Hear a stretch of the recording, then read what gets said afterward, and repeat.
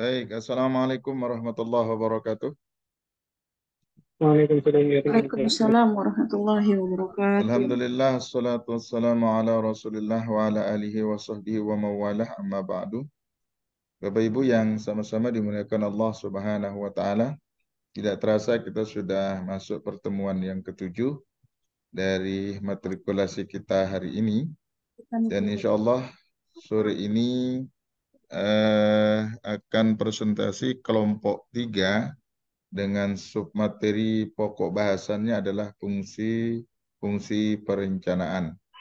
Mudah-mudahan setelah diskusi terjadi, nanti ada dialog yang bisa kita lakukan untuk memecahkan persoalan-persoalan terkait dengan fungsi-fungsi perencanaan. Untuk menghemat waktu, saya persilahkan sepenuhnya kepada kelompok 3 untuk melaksanakan diskusi dan saya nanti disisakan waktu sekitar setengah jam untuk memberikan penguatan terkait dengan materi yang kita pelajari di sore ini. Saya kira itu ya teman-teman, sepakat ya? Sepakat ya? Baik, Pak. Oke. Silakan kelompok 3, waktu dan tempat diserahkan sepenuhnya.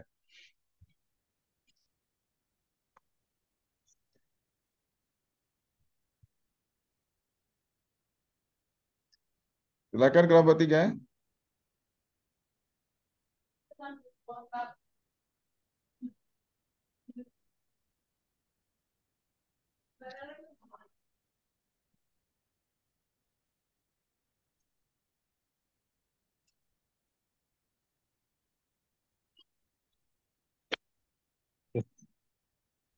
Silakan Pak Abdul Qayyum. Siap, saya masih persiapan Pak Dokter. Saya baru masuk kamar ini. Siap, siap. Oke.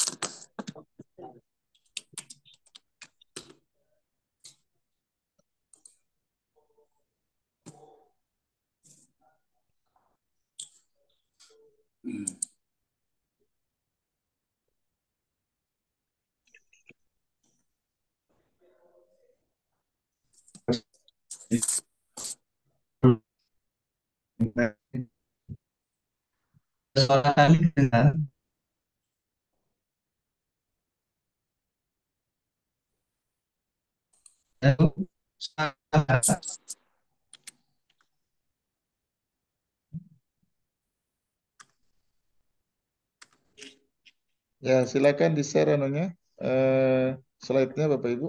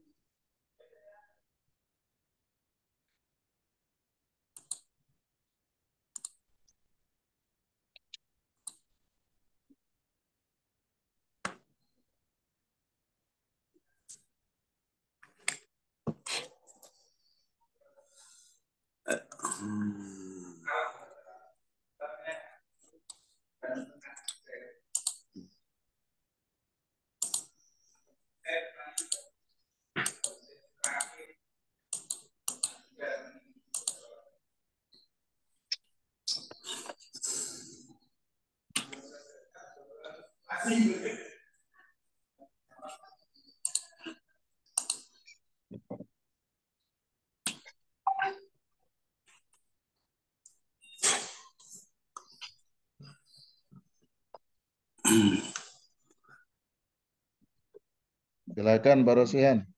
Oke, bentar Pak. Slide-nya yang bawa siapa? Ada ini bisa minta tolong kawan-kawan untuk nge-share Pak?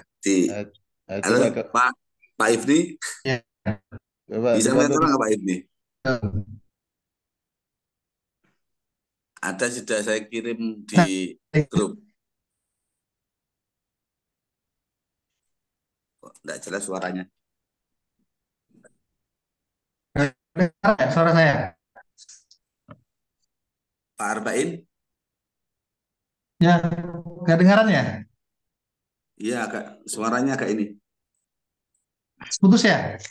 Putus ya, Pak? Sudah jelas suaranya. Oh, sudah jelas ya? Nah, bisa. Saya coba share lagi. Mudah-mudahan bisa ini. Saya share lagi.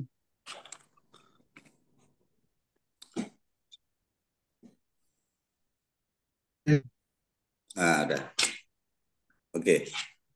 Kelihatan ya? Kelihatan. Siap, sudah Pak. Udah. Sudah kelihatan. Ya, kita mulai. Bismillahirrahmanirrahim. Assalamualaikum warahmatullahi wabarakatuh. Assalamualaikum warahmatullahi wabarakatuh.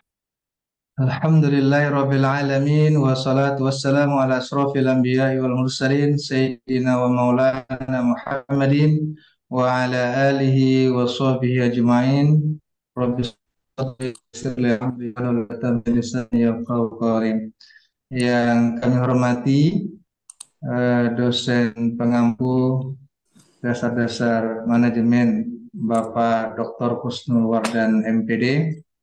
Perkenalan kami menyampaikan materi pada hari ini fungsi perencanaan dari kelompok 3 yang terdiri dari Pak Ahmad Firmansyah, Pak Abdul Qadim Rashid, saya sendiri Arba'in, dan Rosian Pansori. Teman-teman semua di MPI 1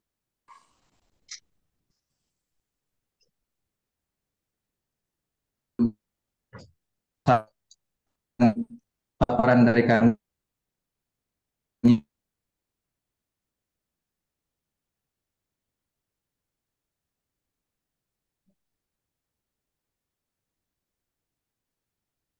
Aduh, sinyalnya gangguan. Suaranya hilang Pak Arba'in. Mungkin Pak Ros. Satu yang dapat kita jelaskan di sini pengertian perencanaan, dasar-dasar perencanaan atau dasar pemikiran perencanaan, proses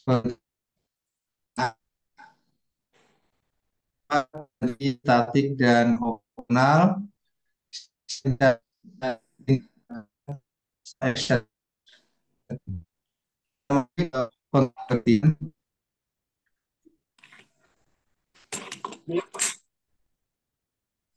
pengertian perencanaan adalah proses untuk menentukan tujuan dan sasaran suatu organisasi serta menetapkan strategi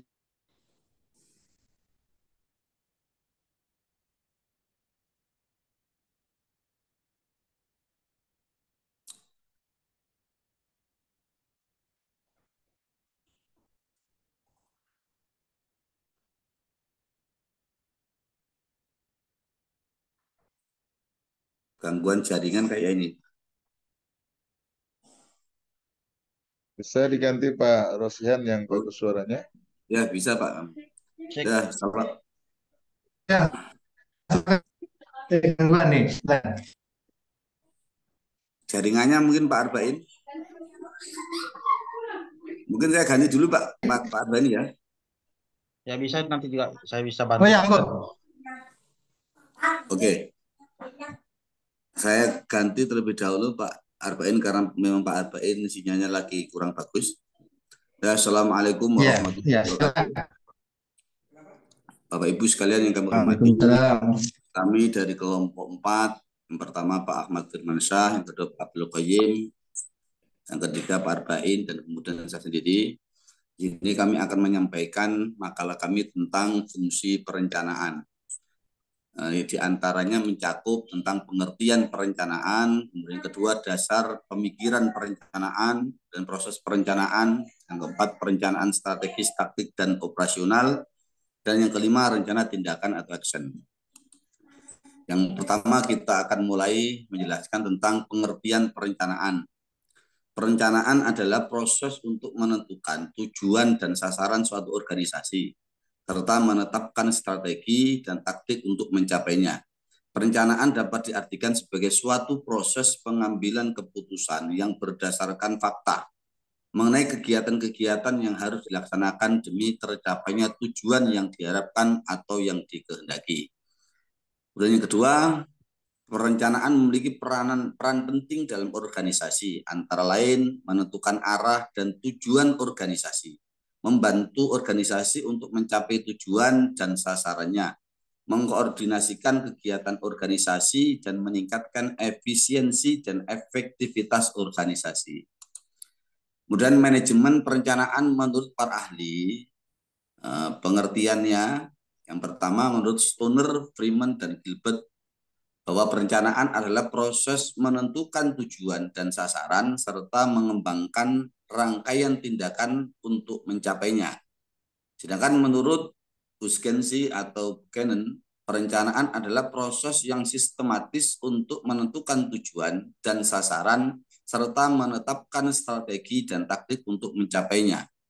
Kemudian menurut Robbins, perencanaan adalah proses menetapkan tujuan dan sasaran serta mengembangkan rencana untuk mencapainya.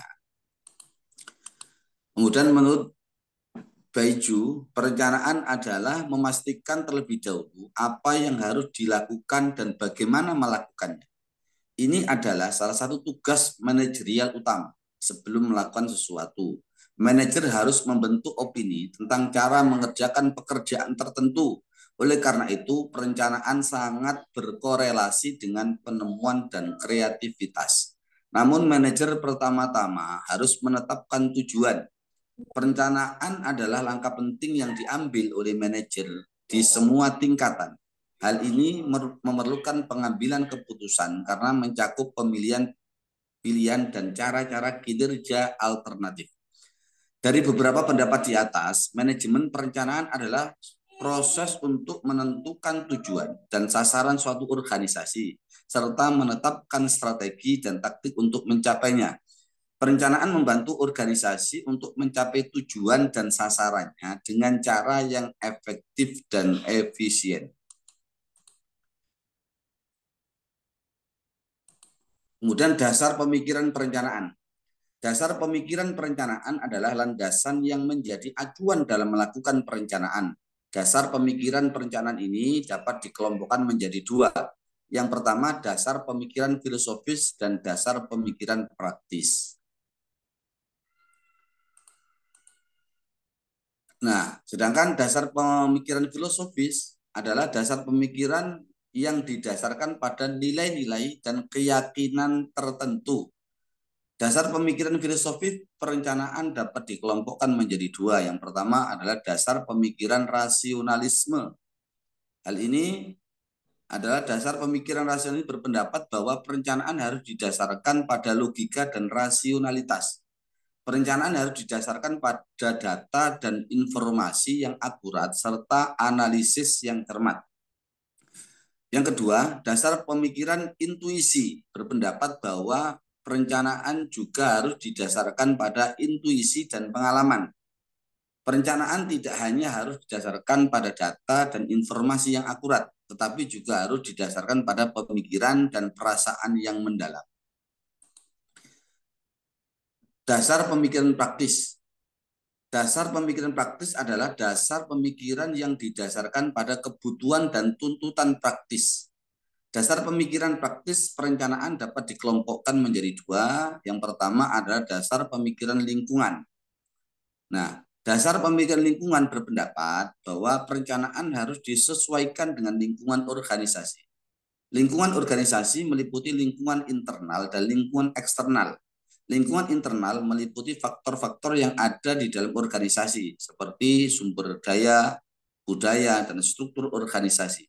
Lingkungan eksternal meliputi faktor-faktor yang ada di luar organisasi, seperti persaingan, teknologi, dan regulasi. Kemudian yang kedua, dasar pemikiran praktis adalah dasar pemikiran tujuan. Dasar pemikiran tujuan berpendapat bahwa perencanaan harus didasarkan pada tujuan dan sasaran organisasi. Perencanaan harus diarahkan untuk mencapai tujuan dan sasaran organisasi. Kemudian proses perencanaan. Perencanaan adalah proses yang penting bagi setiap organisasi, baik organisasi bisnis, organisasi non-profit, maupun organisasi pemerintah. Perencanaan membantu organisasi yang mencapai tujuan dan sasarannya dengan cara yang efektif dan efisien. Tahapan proses perencanaan secara mendasar, kegiatan perencanaan mempunyai 2 tahapan. Yang pertama adalah menetapkan target atau tujuan.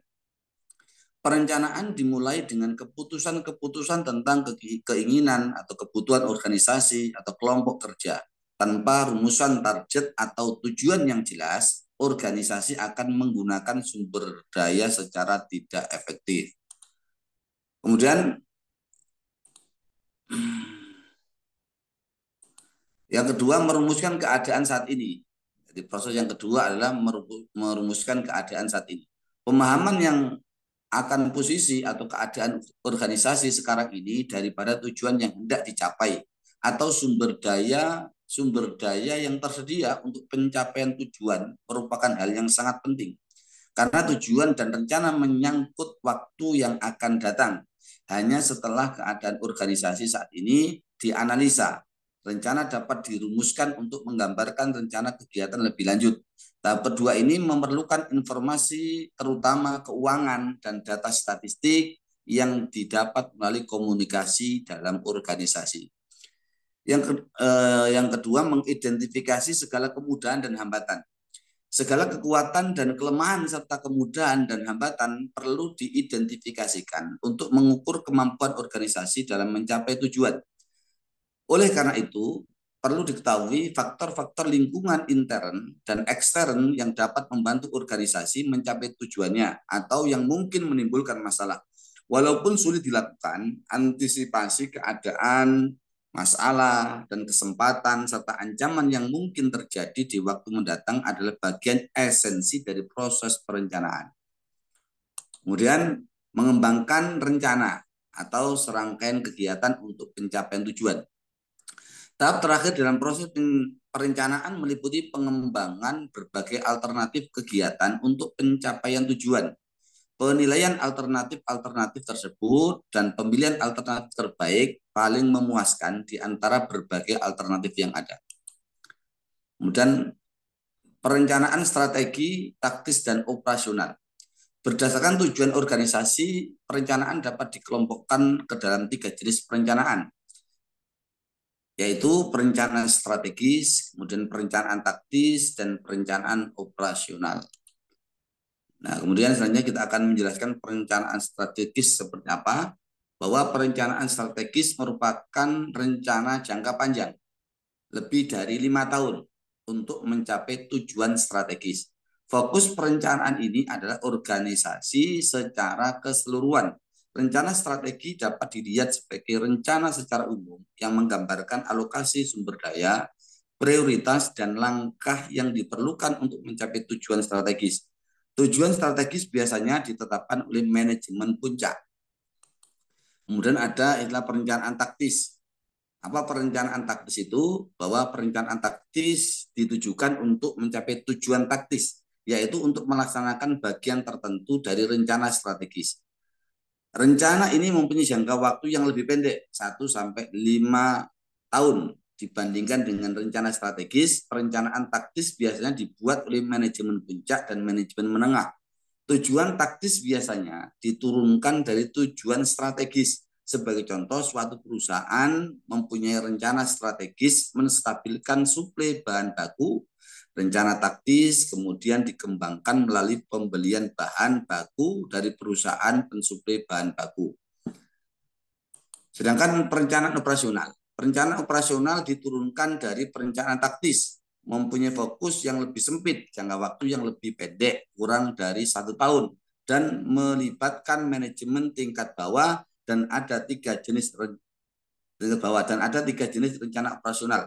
Yang pertama adalah rencana tunggal, yang kedua adalah rencana standing, dan kemudian yang ketiga rencana situasional. Mungkin untuk selanjutnya kawan-kawan bisa melanjutkan. Kami persilakan Pak Arba'in atau yang lainnya, kami persilakan untuk dapat melanjutkan, menjelaskan. Siap, izin masuk. Oke, silakan Pak. Melanjutkan. Bismillahirrahmanirrahim. Assalamualaikum warahmatullahi wabarakatuh. Salam. Terima kasih pengampu dosen mata kuliah yang saya hormati, rekan MPI 1, MP 2, dan MP 3 yang saya hormati. Izin melanjutkan materi dari kelompok kami. Sebagaimana tadi sudah dibacakan lebih awal, bahwa perencanaan operasional dibagi menjadi 3, dan satu di antara yang pertama adalah rencana tunggal atau sering disebut dengan sekali pakai. Rencana tunggal ada rencana yang dilakukan sekali pakai. Sebagai contoh, ketika perusahaan merencanakan ekspansi pembuatan pabrik baru, penarikan tenaga kerja baru, dan lainnya. Kemudian rencana standing adalah rencana yang bisa dipakai berulang-ulang. Rencana standing bisa menghemat waktu dan tenaga karena rencana ini bisa diterapkan pada situasi yang sama. Kemudian rencana situasional. Rencana situasional ini merupakan rencana yang memaksakan alternatif perencanaan yang berbeda.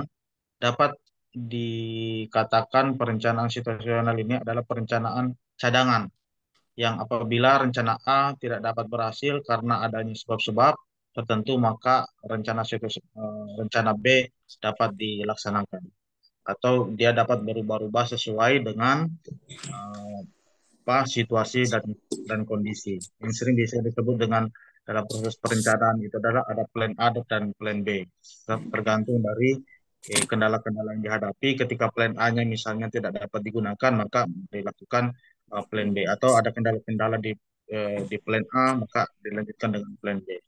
Nah, perencanaan tindakan, action plan, dilansir dari Windows Action Plan adalah sebuah daftar rencana pekerjaan yang harus disesuaikan. Action Plan merupakan sebuah dokumen yang berisi rangkaian tugas-tugas yang perlu dikerjakan dalam sebuah timeline untuk mencapai tujuan utama yang diinginkan. Kemudian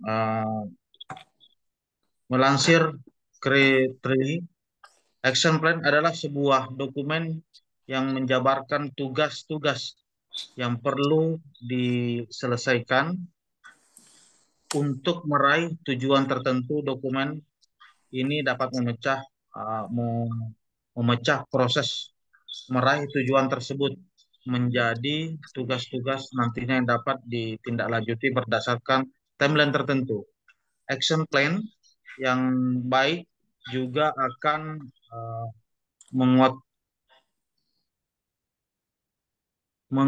menguraikan semua langkah yang perlu dilewati agar bisa mencapai tujuan dengan efektif. Action plan yang membantu untuk mencapai target secara efektif dengan menetapkan kerangka waktu seperti tanggal mulai dan akhir pada setiap langkah dan proses, tergantung pada kebutuhan dan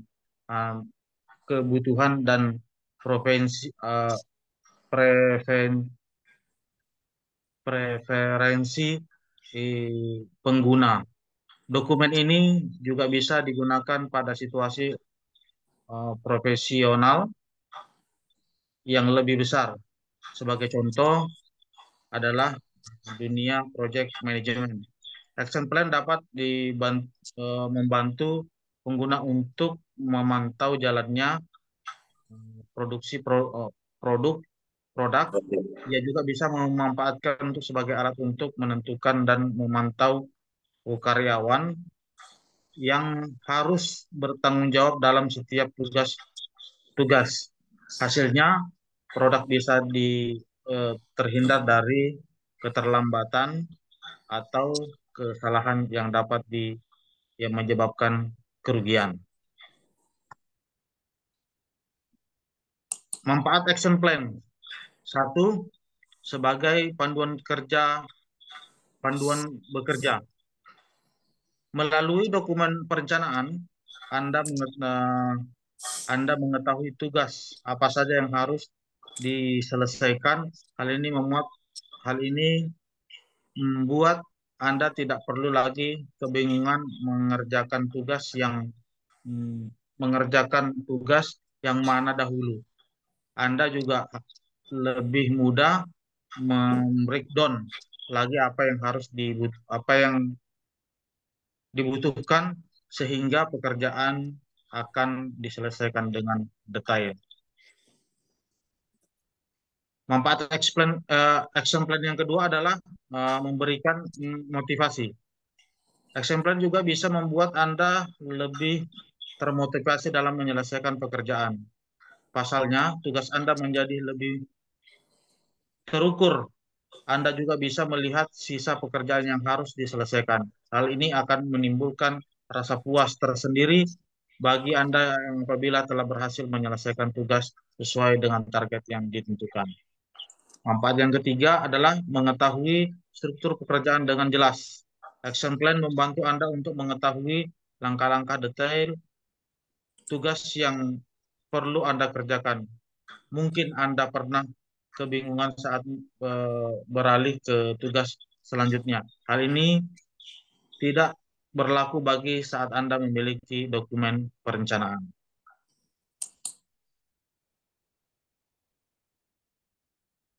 Manfaat yang keempat adalah mengetahui tugas prioritas.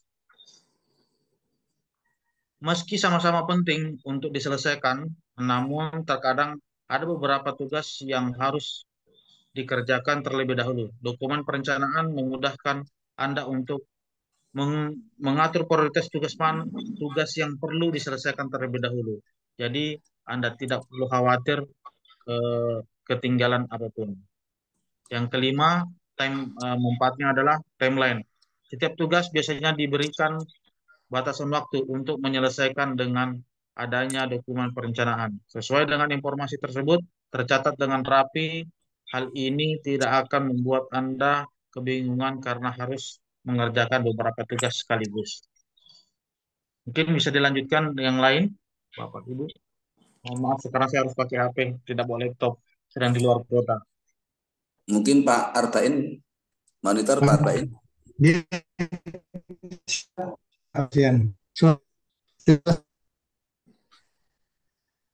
Oh, masih kurang bagus sinyalnya Pak Arba'in. Mungkin saya akan kurang bagus ya sinyal saya. Ini ada Pak mungkin langsung Pak Firman. Ya. Terima kasih atas kesempatan yang telah diberikan.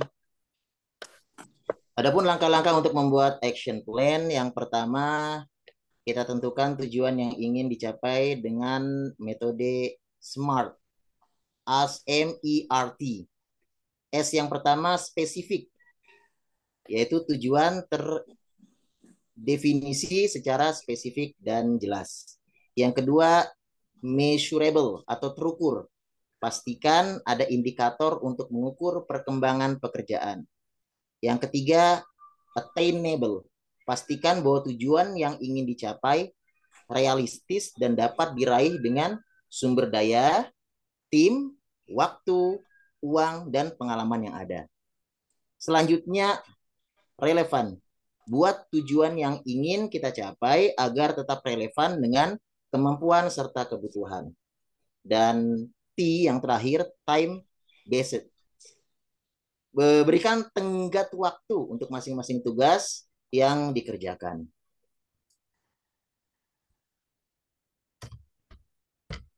Selanjutnya, langkah-langkah untuk membuat action plan yang kedua, yaitu perlunya untuk menulis daftar tugas dan rencana tindakan yang wajib dikerjakan.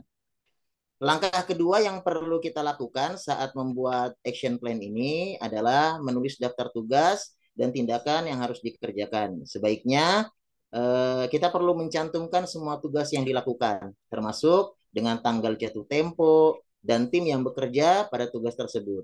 Melalui cara tersebut, kita dapat mengetahui apa saja tugas, fungsi, dan tanggung jawab yang harus dikerjakan oleh kita ataupun tim.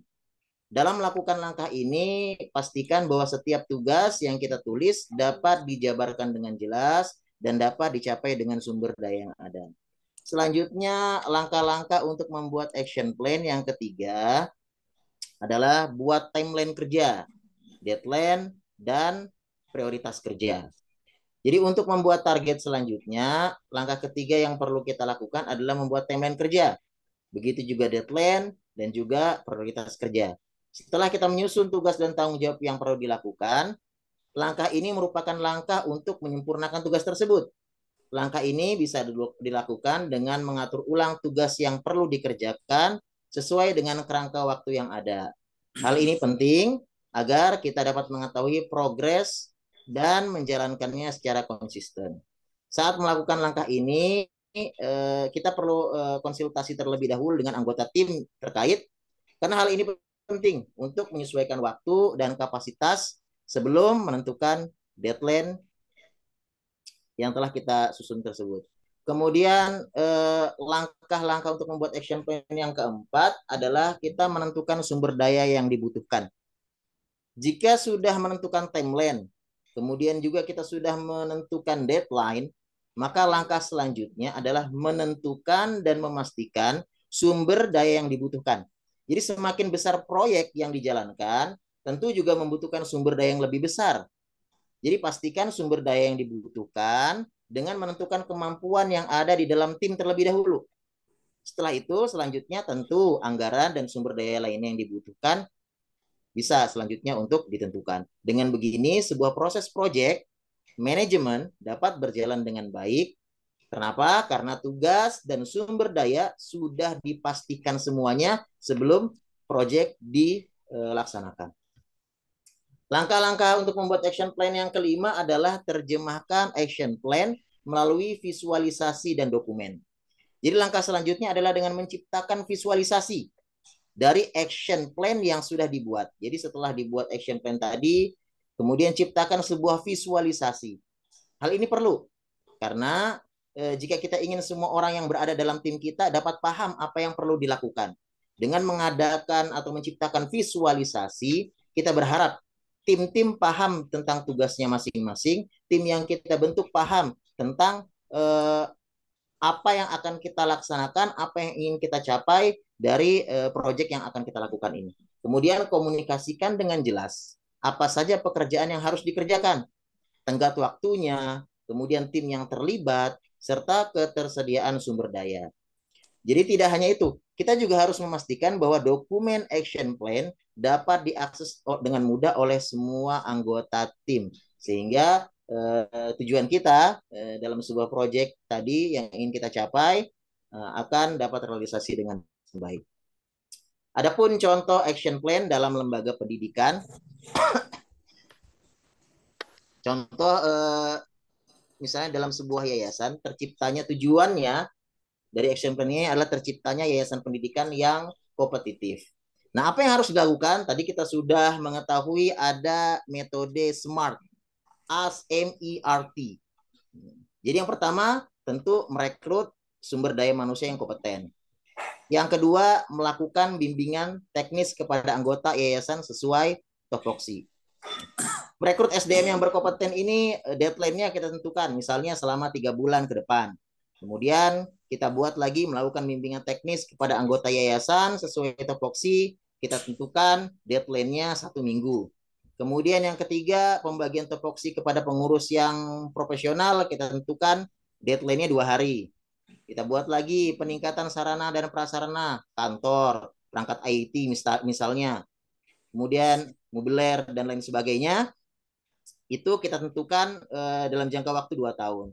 Yang kelima, publikasi dan database dengan menggunakan IT, misalnya kita perkirakan deadline-nya 3 bulan. Dan yang keenam, peningkatan kesejahteraan bagi karyawan, kita beri deadline 1 tahun. Nah, harapannya dari action plan yang kita buat ini, hasil kerjanya, ketika kita merekrut SDM yang kompeten, harapannya kita memiliki hasil kerjanya adalah dalam selama 3 bulan ketika kita rekrut tadi, kita berharap mendapatkan hasil kerja SDM yang kompeten.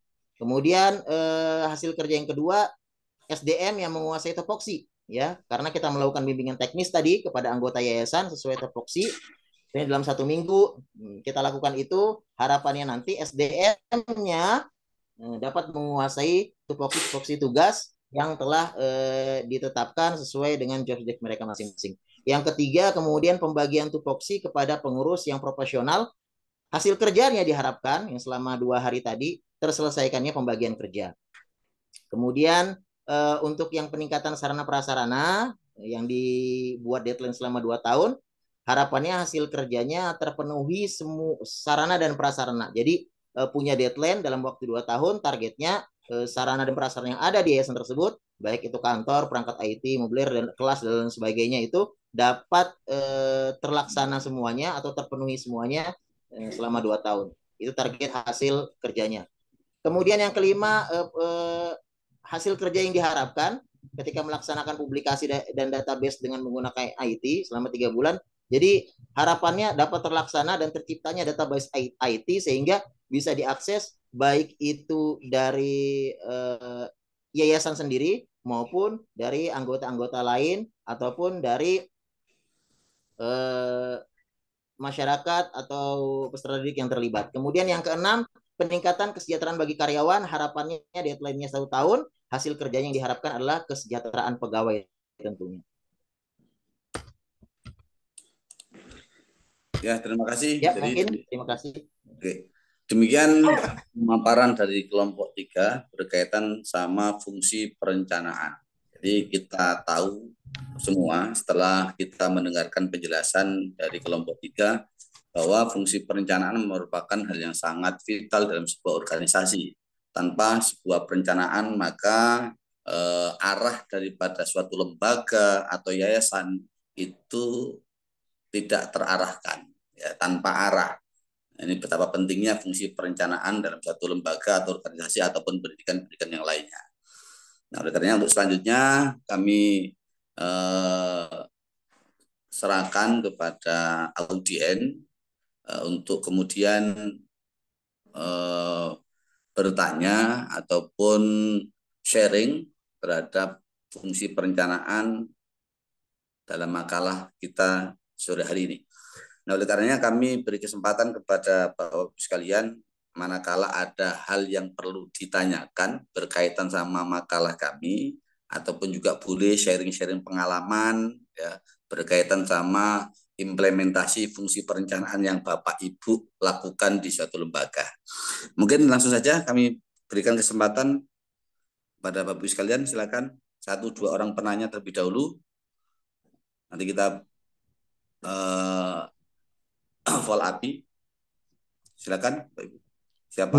Bu Dini Parosian. Iya. Bu Dini. Saya ingin bertanya Pak, Bu. Pak siapa dulu tadi? Bu Dini.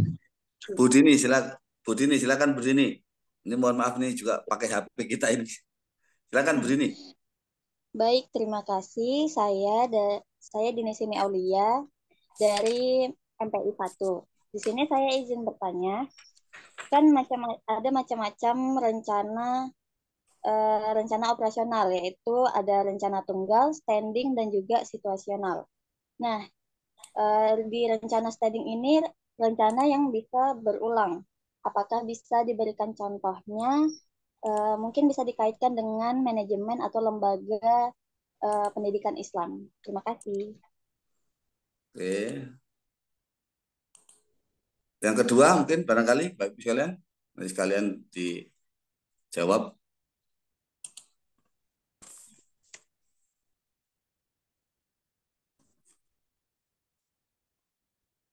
Ada lagi Bapak Ibu sekalian? Kan Pak Fahrul. Pak Fahrul, silakan Pak Fahrul. Ya, bisa terdengar, Pak? Sudah terdengar? bisa. Ya. Ya, di action planning itu kan ada deadline-nya. Jadi Ya. Yang saya tanyakan adalah untuk menganalisis deadline dari masing-masing kegiatan itu kira-kira bagaimana dalam implementasinya, Pak? Hanya itu mungkin. Analisis terkait sama action plan ya. Analisis deadline-nya. Kira-kira adalah kita menganalisis kegiatan itu deadline-nya sampai kapan seperti itu. Itu untuk menganalisisnya bisa pakai bagaimana caranya? Oke. Ya, terima kasih Pak Fahrul sama Bu Dina dengan pertanyaan yang telah disampaikan. Untuk selanjutnya mungkin barangkali teman-teman bisa menanggapi pertanyaan yang pertama dari Bu Dina terkait dengan pembagian fungsi perencanaan, standing tadi. Mungkin kawan-kawan dapat merespon. Untuk yang pertama dari pertanyaan Bu Dina. Pak Abdul Qayyim atau Pak Firman atau Pak Arba'in, silakan.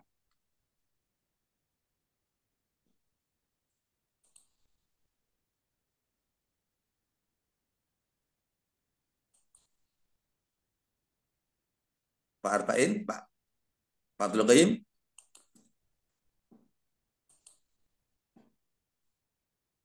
Saya cari dulu materinya tadi, Pak.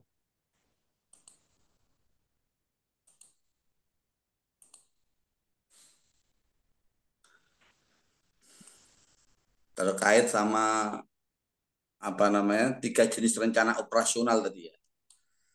Ada rencana tunggal, kemudian ada rencana standing, ada rencana situasional.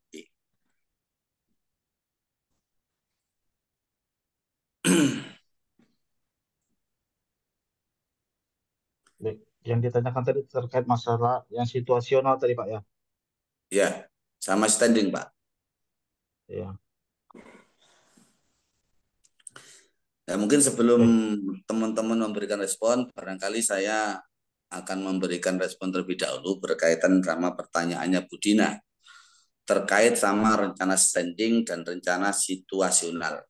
Jadi perlu kita ketahui bersama, tadi sudah kami jelaskan berkenaan tentang pengertian daripada rencana standing. Bahwa rencana standing itu adalah rencana yang bisa dipakai berulang-ulang. Jadi rencana standing ini bisa menghemat waktu dan tenaga karena ini bisa diterapkan pada situasi yang sama. Ya, itu rencana standing. Artinya rencana standing ini merupakan rencana cadangan yang dimana suatu saat nanti itu diperlukan, rencana itu bisa kemudian dilakukan. Kemudian ada rencana situasional yang tadi juga sama-sama kita dengar bahwa perencanaan situasional merupakan perencanaan yang memasukkan alternatif perencanaan yang berbeda. Artinya ini bahwa rencana situasional ini sifatnya itu sebagai bentuk antisipasi.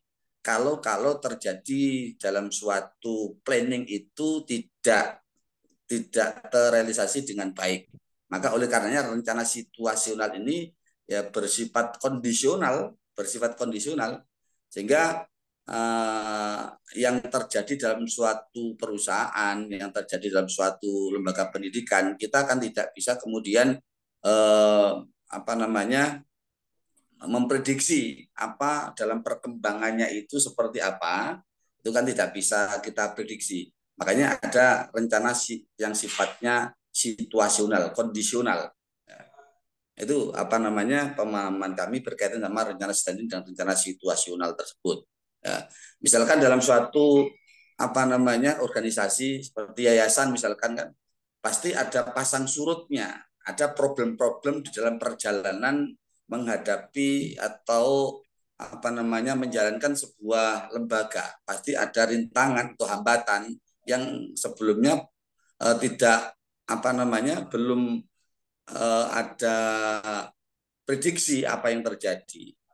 Nah, rencana situasional seperti ini bisa kemudian kita terapkan untuk menyelesaikan problem-problem di satu lembaga pendidikan atau lembaga yang lainnya.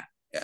Karena ini sifatnya kondisional ya, melihat perkembangan daripada suatu perusahaan itu, manakala ada hal yang perlu ditindaklanjuti secara tiba-tiba, ya ini rencana situasi ini yang harus dilakukan. Kemudian rencana spending itu tadi, ya rencana yang memang sudah yang sudah ditentukan sebelumnya. Manakala plan A ini tidak bisa berjalan, maka plan B ini bisa dilakukan sebagai bentuk alternatifnya. Mungkin ada tambahan dari Pak Abdul Qayyum atau mungkin Pak Firmansyah, silakan. Mungkin tambahkan sedikit, Pak. Ya.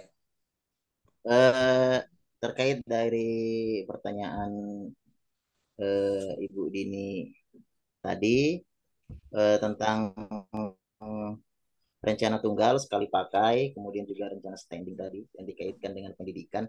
Tadi kan sudah dibahas bahwa rencana tunggal atau sekali pakai atau rencana standing tadi adalah rencana tunggal yang rencananya dilakukan sekali saja.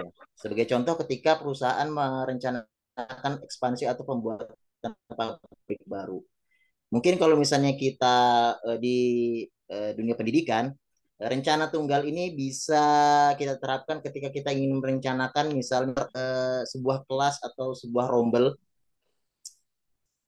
Maka kita bisa menggunakan rencana sekali pakai. Karena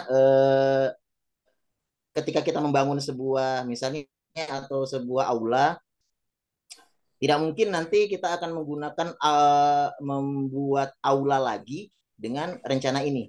Gitu. Mungkin tempatnya pun akan berbeda, kemudian luas lahannya juga berbeda, kemudian lokasinya juga mungkin di lokasi yang berbeda, disesuaikan dengan lokasi yang ada di lembaga pendidikan tersebut.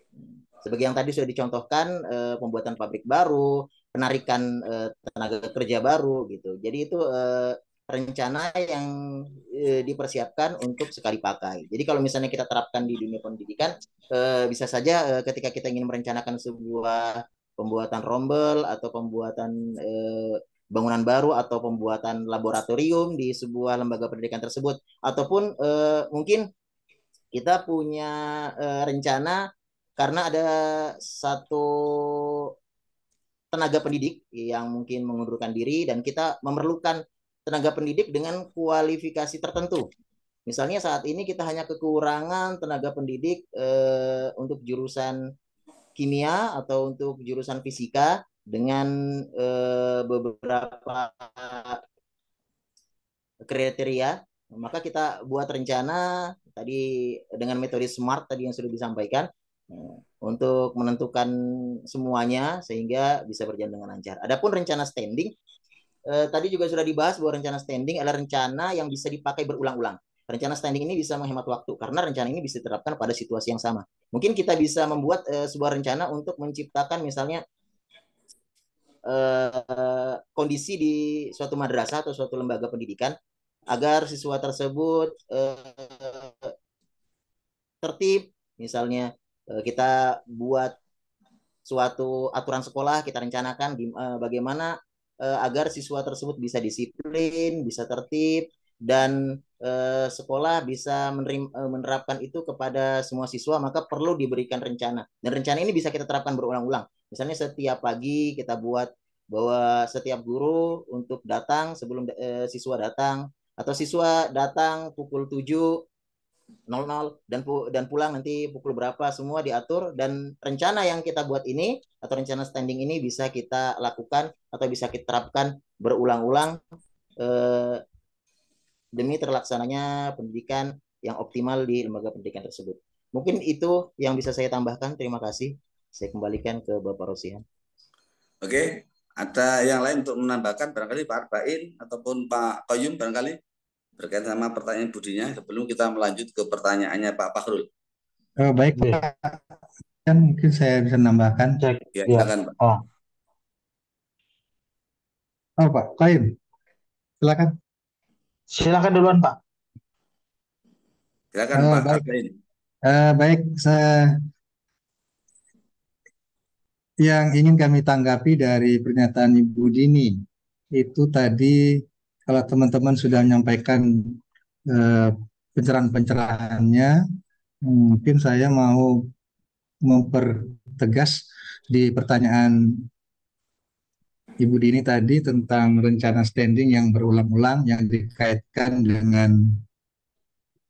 dengan pembelajaran atau pendidikan.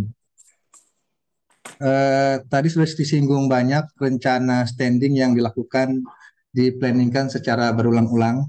Nah, konteksnya yaitu seperti pembelajaran, kegiatan pembelajaran baik di kelas maupun di luar kelas atau pengajaran online yang dilakukan setiap minggu.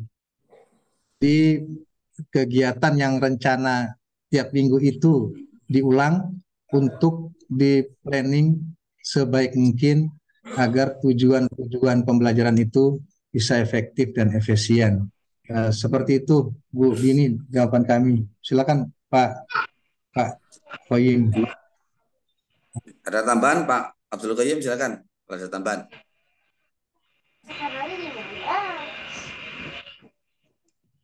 Oke. Mohon Pak Qayyim. maaf, Pak. Oke. Terima kasih, Pak. Oke, silakan Pak. Saya coba menanggapi sedikit karena menarik sebenarnya diskusinya tadi. Rencana terkait masalah pertanyaan Bu Dini tentang rencana standing, rencana yang bisa dipakai secara berulang-ulang. Jadi meskipun saya sangat minim dengan dunia pendidikan, karena lebih banyak berkecimpung dalam dunia pemerintahan, tapi tentunya karena istri saya adalah seorang guru, jadi kami sering berdiskusi terkait masalah dalam dunia pendidikan misalnya. Nah, dalam dunia pendidikan biasanya kalau saya melihatnya bahwa di setiap tahun itu kan ada kegiatan-kegiatan yang sifatnya berulang-ulang, yang seperti misalnya penerimaan siswa baru, kemudian awal anak masuk sekolah, kemudian kalau dulu dikenal dengan ujian semester, akhir semester mungkin ya kan. Nah, meskipun sekarang sudah tidak ada yang seperti itu. Jadi kegiatan-kegiatan yang dapat dilaksanakan berulang-ulang di sekolah, sehingga itu ketika ada siswa baru masuk, jadi kegiatan-kegiatan yang serupa seperti tahun lalu akan kembali berulang. Jadi strategi-strategi seperti itu perlu didokumentasikan sehingga tidak perlu lagi dilakukan tidak perlu lagi dilakukan tidak banyak membuang tenaga atau energi. Nah, kemudian dari rencana operasi dari rencana standing ini akan berpengaruh terhadap nanti rencana situasionalnya. Karena di setiap tahun itu pasti ada aja perbedaannya. Perbedaan dari baik sisi lingkungannya, masyarakatnya, siswa yang diterima misalnya. Nah, ini yang menentukan nanti strategi apa yang kita gunakan untuk menyelesaikan satu persoalan dalam rencana situasionalnya. Mungkin itu tambahan dari saya, Pak. Oke, terima kasih Pak Qayyum atas beberapa penjelasan berkaitan sama pertanyaannya Bu Dina. Saya kira pertanyaan atau jawaban dari kawan-kawan cukup jelas sekali berkaitan sama rencana standing yang dikaitkan dengan dunia pendidikan. Jadi mungkin Bapak Ibu sekalian sudah menjadi sebuah rutinitas sebagai seorang guru, ya, sebagai seorang kepala sekolah, ya, tahu apa yang kemudian menjadi sebuah kegiatan yang rutin. Nah, kegiatan-kegiatan yang rutin ini yang mungkin tiap tahun sudah dilakukan, pasti ada rencana-rencana yang sudah baku. Nah, rencana-rencana yang sudah baku yang dianggap baik ini sudah tidak kemudian dikaji lebih ulang, dievaluasi lebih ulang, namun tinggal kemudian diimplementasikan dalam sebuah kegiatan-kegiatan rutinitas tersebut. Ya, saya kira cukup jelas sekali. Mungkin saya kembalikan kepada Bu Dini, apakah kemudian sudah tercerahkan dengan apa yang telah dijelaskan oleh kawan-kawan. Ya, gimana Bu Dini? Ya, baik. Terima kasih Pak. Luar biasa sekali jawabannya. Mungkin sekiranya cukup bagi saya, Pak. Oke, terima kasih Bu Dini atas atensinya. Kemudian yang kedua, kawan-kawan, berkaitan sama pertanyaannya Pak Fakhrul, berkaitan sama bagaimana kemudian menganalisis sebuah perencanaan yang di mana ada tahapan untuk membuat deadline suatu perencanaan. Nah, analisanya seperti apa, kita dapat menentukan deadline sebuah rencana kegiatan. Ya, mungkin dari kawan-kawan bisa langsung kemudian memberikan tanggapan berkaitan dengan pertanyaannya Pak Fakhrul. Ya, analisanya seperti apa ini untuk membuat deadline ini? Pasti dalam sebuah kegiatan itu kan pasti ada deadline-nya. Ya, dalam rangka tadi sudah sama-sama kita ketahui bersama apa manfaat dari sebuah deadline itu dalam suatu kegiatan. Artinya dengan adanya deadline ini menambah sebuah semangat kita untuk kemudian mengejar target yang sudah kita rencanakan. Nah, analisisnya seperti apa untuk menentukan deadline itu? Ini yang dipertanyakan oleh Pak Fakhrul. Mungkin Pak Arba'in bisa kemudian memberikan tanggapan berkaitan dengan pertanyaan itu. Atau mungkin kawan-kawan yang lain, mungkin silakan.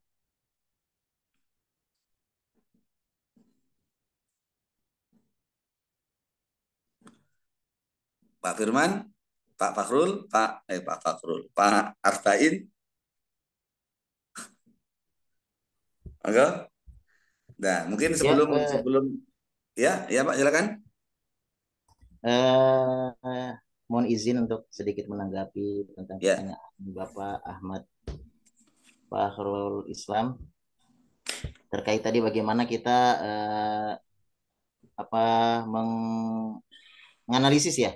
menganalisis tentang deadline atau tenggat waktu. Kita ketahui kan deadline itu merupakan suatu tenggat waktu atau berapa lama kira-kira proses yang perlu kita lakukan untuk mencapai suatu tujuan yang kita inginkan. Tadi sudah sempat diberikan contoh di akhir sebelum diakhiri penyampaian presentasi kami di slide tadi tentang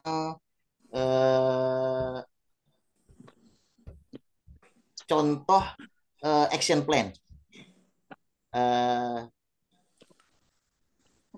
yang kami sampaikan dan kami berikan sampel tentang lembaga pendidikan. Mungkin untuk mengingat kembali sedikit saya bagikan kembali tentang action plan atau contoh action plan tentang penerapan pada lembaga pendidikan.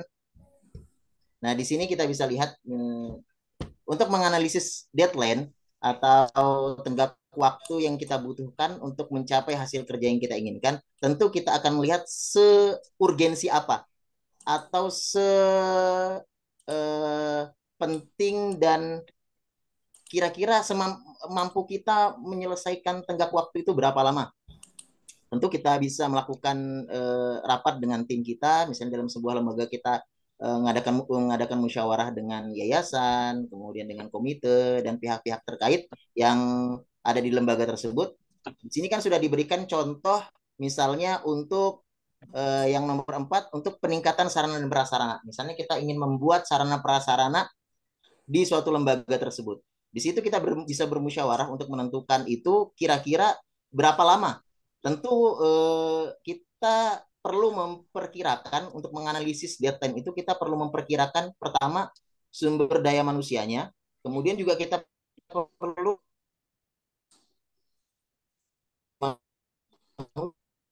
manusia, kemudian dana yang dibutuhkan, kemudian juga hal-hal yang terkait dengan peningkatan sarana prasarana tadi, atau kita ingin membuat sebuah gedung, mungkin kita perlu memastikan dulu.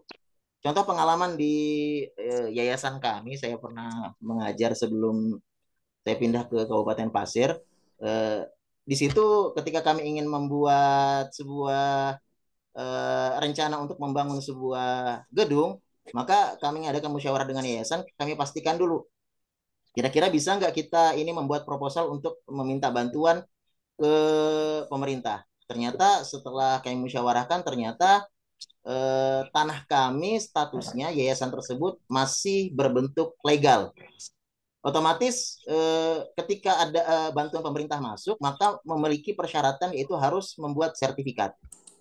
Nah, dengan hal tersebut kita bisa merencanakan kira-kira dari legal tadi untuk berubah menjadi SKT itu berapa lama, setelah SKT berubah menjadi sertifikat itu berapa lama, kemudian dana yang dikumpulkan kira-kira bisa dikumpulkan selain dari bantuan tersebut, misalnya dari masyarakat sekitar, atau dari komite, atau dari Dewan Guru, itu kira-kira berapa lama, sehingga kita bisa menganalisis hal tersebut, kemampuan kita, kemudian kelemahan dan kekuatan kita dalam menentukan target apa tadi yang ingin kita capai. Tentu kita bisa menentukan deadline atau tenggat waktu yang pantas untuk menyelesaikan hasil kerja dari rencana tersebut. Jadi kesimpulannya dari saya berpendapat, untuk menganalisis deadline tadi berapa lama, tentu kita harus menentukan dulu aspek mana yang mampu kita laksanakan, dilihat dari berbagai macam aspek, dari kemampuan, dari sumber dana, dan lain sebagainya, baru kita bisa menentukan deadline tersebut. Di sini kan ada contoh, misalnya untuk merekrut tadi, atau melakukan bimbingan teknis kepada anggota yayasan. Mungkin kita bisa memperkirakan jika kita ingin melaksanakan BIMTEK, itu kita memerlukan berapa waktu. Apakah 1 minggu kita perkirakan tenaga pendidik kita ketika kita melaksanakan pelatihan sudah mampu untuk mendapatkan kompetensi yang kita harapkan. Jika kira-kira atau kita merasa di dalam musyawarah tersebut, mungkin kan bisa dimintakan pendapat, dilihat bagaimana kondisinya. Kalau seandainya 1 minggu dirasa pantas, maka kita bisa menentukan deadline tersebut. Atau misalnya kalau diperkirakan 1 minggu tenaga pendidik kurang mampu untuk mendapatkan kompetensi yang kita harapkan, maka kita bisa membuat deadline tersebut menjadi 2 minggu. Mungkin begitu, Bapak Ibu, saya kembalikan kepada Pak Sihan. Terima kasih. Terima kasih Pak Firman atas penjelasan yang telah disampaikan. Mungkin barangkali ada teman-teman yang lain dapat membantu untuk menambahkan. Ya Pak Rosian, ini saya biar menambahkan. Bagaimana cara menganalisis deadline yang dalam perencanaan yang baik itu adalah bagian proses penting dalam memahami dan mengevaluasi. Ada suara saya? Sudah kedengaran Pak. Bagus Pak.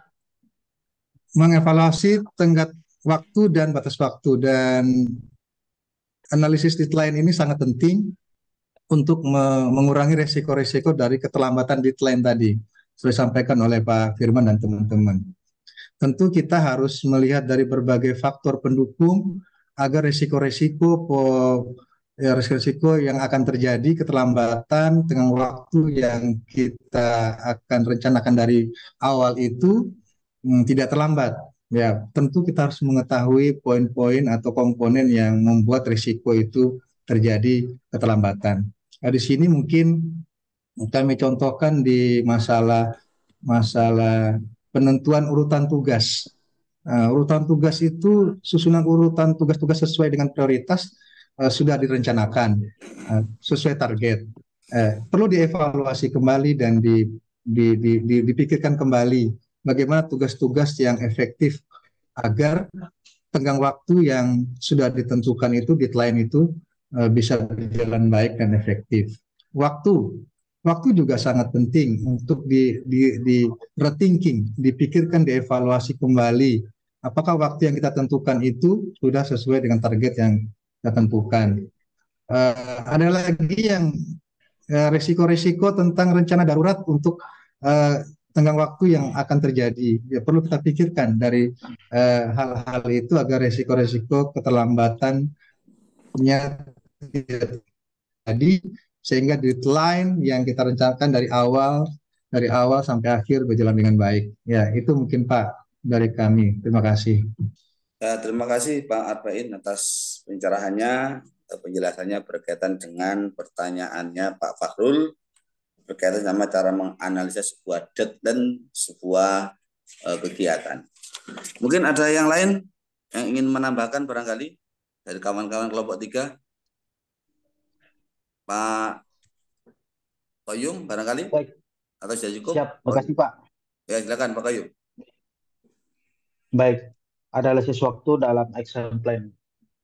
Jadi lagi-lagi mohon maaf ini karena saya sangat minim sekali dalam pengalaman dalam dunia pendidikan. Kalau dalam dunia pemerintahan atau dalam mungkin yang saya geluti saat ini, analisis waktu ini sangat sangat pakem dalam dunia pemerintahan misalnya. Karena ada tahapan-tahapan yang harus diselesaikan dan harus selesai di tahapannya. Tidak boleh menyeberang. Bisa jangkanya itu adalah hari, bisa jangkanya itu adalah minggu, bulan, atau bahkan tahunan. Nah, dalam hal ini, kalau saya boleh membagi bahwa analisis waktu itu dibagi menjadi dua. Berdasarkan regulasi dan berdasarkan kepiawaian oleh manajer atau oleh kepala sekolah. Nah, regulasi biasanya sudah menentukan. Kalau mungkin dalam dunia pendidikan bahwa dibagi menjadi semester 1, semester 2 atau nah itu kan ada waktu-waktunya tertentu dan sudah ditentukan oleh pemerintah bahwa bulan Juli sekitar bulan Juli itu adalah penerimaan siswa baru, kemudian bulan sekian adalah ulangan semester dan bulan sekian itu adalah ulangan akhir semester dan itu adalah waktu-waktu yang sudah ditentukan oleh pemerintah. Dan waktu yang kedua adalah waktu yang tergantung dari kepiawaian di setiap manajer atau di pimpinan perusahaan atau kepala sekolah, yang mana ini yang tahu tentang pembagian waktu, target apa yang harus dicapai setiap orang dan setiap manajer atau kepala sekolah itu ya kepala sekolahnya masing-masing, sehingga kepala sekolah atau manajer itu harus piawai dalam membagi waktu, mana jangka pendeknya, mana jangka menengahnya, dan mana jangka panjangnya. Dalam pemerintahan juga, dalam menyusun program, ini sangat tiga ini biasanya yang ada jangka pendek, jangka menengah, dan jangka panjangnya. Dan ini nanti menentukan langkah-langkah dan perencanaan jangka pendeknya apa, jangka menengahnya apa, dan jangka panjangnya apa. Sehingga nanti strategi dan taktik yang harus dilakukan seperti apa. Sehingga bagi program yang harus bagi seorang manajer atau bagi seorang kepala sekolah juga bisa membagi program-program mana yang penting, mana yang sangat penting, mana yang penting mendesak, mana sangat penting dan sangat mendesak. Ini juga harus menentukan waktu-waktunya. Dalam dunia pemerintahan misalnya, kebetulan saya di KPU, jadi perencanaan dalam satu kegiatan itu sudah pakem, ada undang-undangnya, ada aturan-aturannya. Saya kurang mengerti mungkin kalau dalam dunia pendidikan, sehingga kan ada konsekuensi-konsekuensi tersendiri ketika kita melaksanakan misalnya tahapan itu, kegiatan itu di luar daripada waktu yang telah ditentukan. Bisa saja berakibat hukum. Nah, saya nggak tahu kalau dalam dunia pendidikan apakah ada konsekuensi hukum yang diterima ketika bisa melaksanakan kegiatan atau program-program atau perencanaan di luar dari waktu yang telah ditentukan. Nah, konsekuensi seperti ini saya rasa memacu kita untuk menyusun perencanaan lebih lebih pakem, lebih paten untuk dilaksanakan secara bersama-sama. Mungkin itu Pak. Oke, terima kasih Pak Qayyum Saya kira cukup jelas sekali apa yang telah dijelaskan oleh kawan-kawan, baik dari Pak Koyum maupun Pak Firman maupun Pak Arba'in. Ya. Tapi ada hal yang menarik tadi sebenarnya yang sudah disampaikan oleh Pak Firman dalam presentasi di awal tadi, bahwa ada istilah langkah-langkah membuat action plan. Ada metode SMART. Ya. SMART tadi sudah dijelaskan, tapi ada satu proses yang dinamakan attainable, bahwa pastikan tujuan yang ingin dicapai itu realistis dan dapat diraih dengan sumber daya. Nah, ini menjadi sebuah penentuan untuk menentukan sebuah deadline suatu pekerjaan. Artinya tidak kemudian serta-merta menentukan deadline-nya kegiatan ini harus sekian bulan, sekian hari, tapi juga harus diperhatikan hal yang sangat realistis ya dalam satu kegiatan itu. Nah, kira-kira dalam kegiatan ini membutuhkan waktu berapa? Itu kan analisa kegiatannya harus matang. Jadi sangat menentukan deadline itu. Dan kemudian juga harus diperhatikan sumber dayanya. Nah, sumber dayanya itu bisa enggak kemudian mendukung adanya sebuah deadline itu. Kalau sekiranya enggak mendukung, ya namanya enggak realistis. Sama halnya ketika kita membangun satu bangunan, kemudian kita langsung membuat deadline, satu minggu harus selesai. Padahal bangunan itu besar, tanpa kemudian melihat sumber daya yang lain yang kemudian menjadi sebuah variabel untuk menentukan deadline tersebut. Saya kira mungkin cukup jelas barangkali apa yang disampaikan oleh kawan-kawan. Mungkin saya kembalikan kepada Pak Fakhrul, apakah sudah memahami berkait dengan penjelasan kami, atau mungkin ada tambahan atau masukan, mungkin kami berikan kesempatan. Silakan Pak Fakhrul. Ya, luar biasa penjelasannya Pak. Saya kira sudah cukup. Oke, terima kasih Pak Fakhrul atas atensinya. Mungkin kami buka untuk sesi yang kedua. Ini tidak harus bertanya Bapak Ibu ya. Jadi kegiatan presentasi kita ini tidak harus bertanya. Tadi Bapak Ibu bisa memberikan sharing pengalaman atau mungkin bisa menambahkan hal-hal yang kurang pada makalah yang kami sampaikan, membuka ruang untuk itu.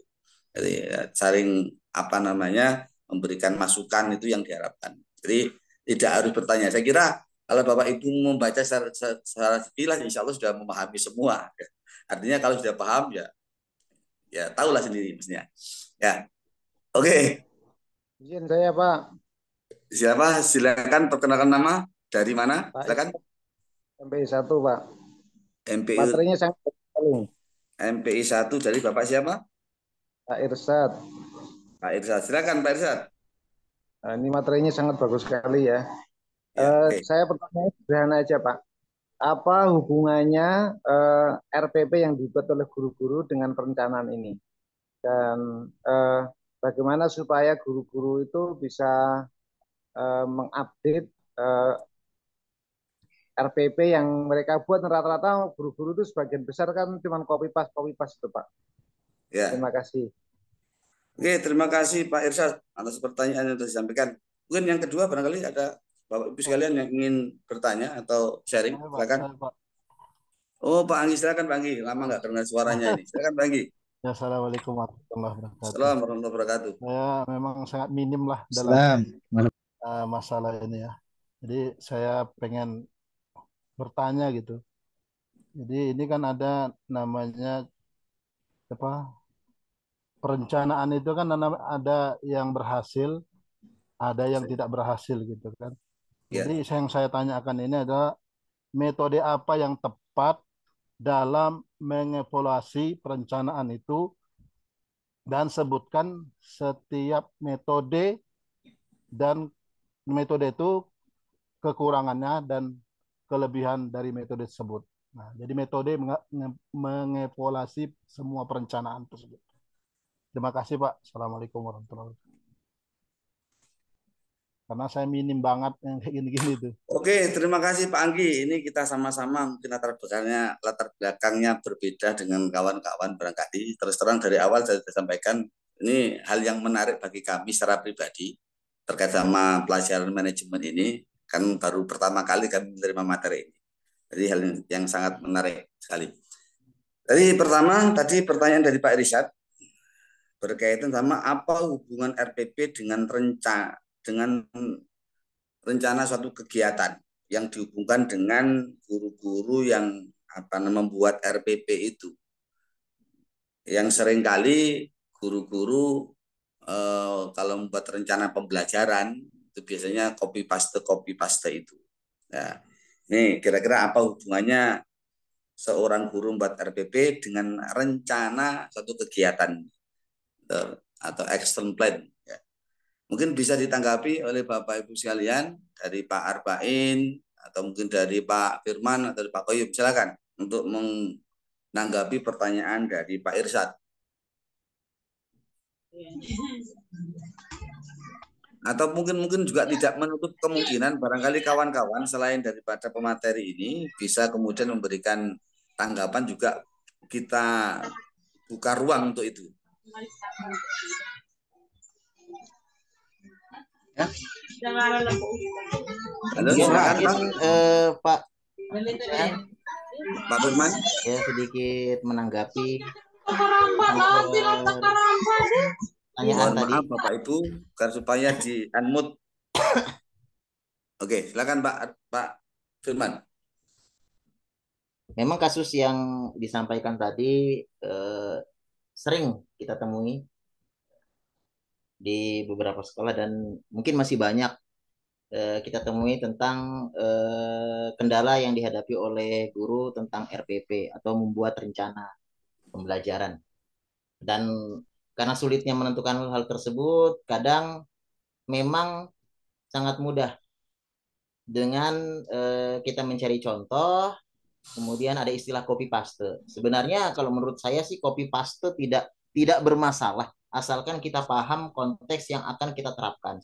Kecuali misalnya kita copy paste, hanya benar-benar copy paste, kemudian kita tidak menerapkan atau tidak paham tentang maksud dari pembuat RPP tersebut.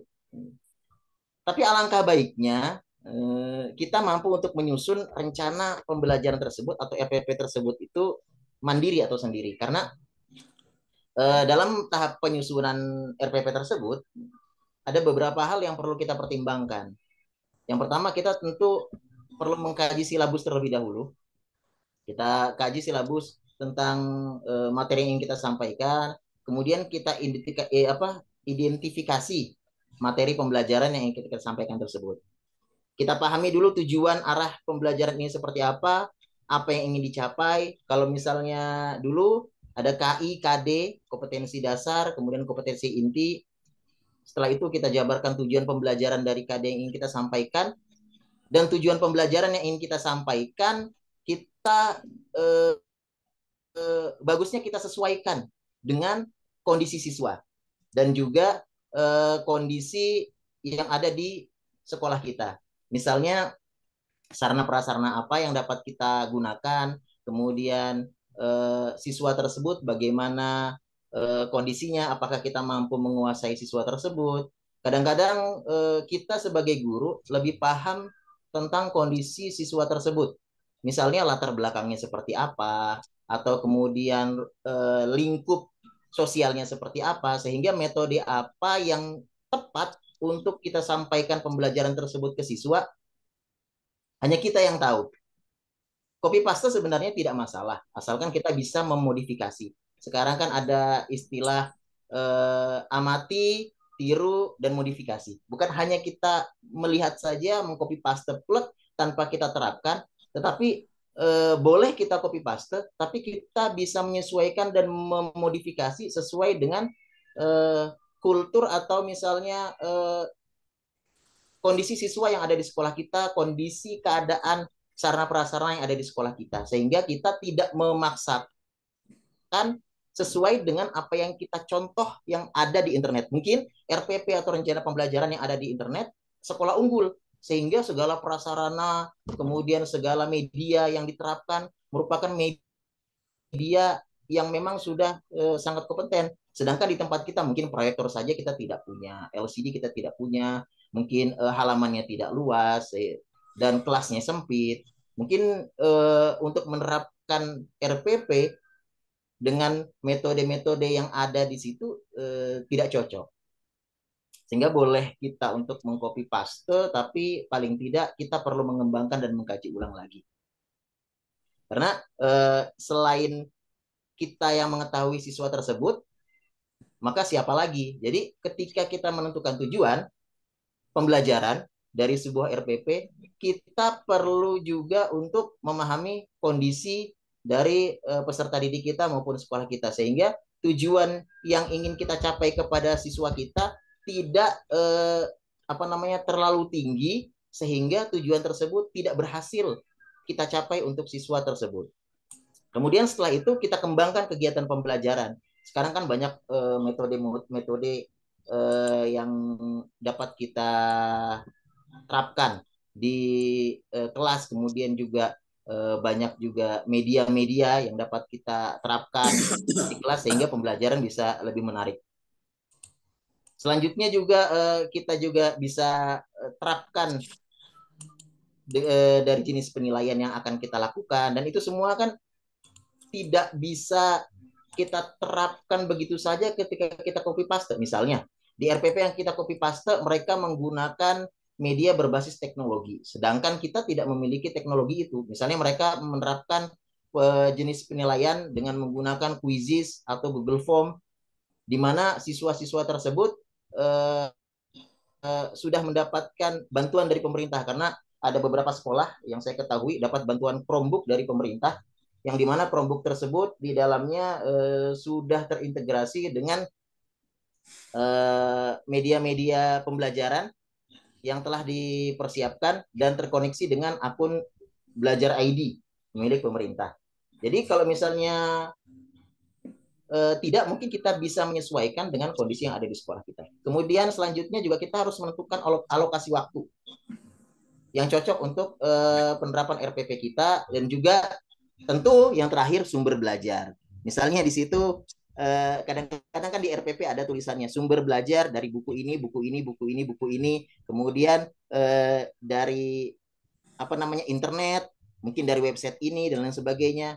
Kalau seandainya kita copy paste tidak menyesuaikan dengan kondisi sekolah kita, boleh jadi di sekolah kita akses internet pun sulit untuk dilaksanakan, sehingga tidak terjadi keselarasan antara rencana pembelajaran yang kita buat dengan aksi yang kita lakukan. Di rencana pembelajaran yang kita buat, siswa sumber belajarnya mengakses di website, misalnya situs tertentu, sedangkan kapasitas internet yang ada di sekolah kita tidak memadai, sehingga tujuan yang kita harapkan tadi dari RPP tadi tidak bisa tercapai.